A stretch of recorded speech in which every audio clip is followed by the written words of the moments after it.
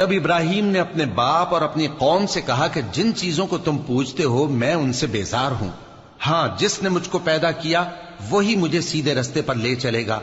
اور یہی بات وہ اپنے بعد اپنی اولاد میں چھوڑ گئے تاکہ وہ اللہ کی طرف رجوع رہیں۔ بات یہ ہے کہ میں ان کفار کو اور ان کے باپ دادا کو مال و متاع دیتا رہا یہاں تک کہ ان کے پاس حق اور صاف صاف بیان کرنے والا پیغمبر آ پہنچا،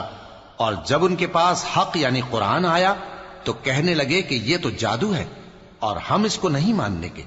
اور یہ بھی کہنے لگے کہ یہ قرآن ان دونوں بستیوں یعنی مکے اور طائف میں سے کسی بڑے آدمی پر کیوں نازل نہ کیا گیا؟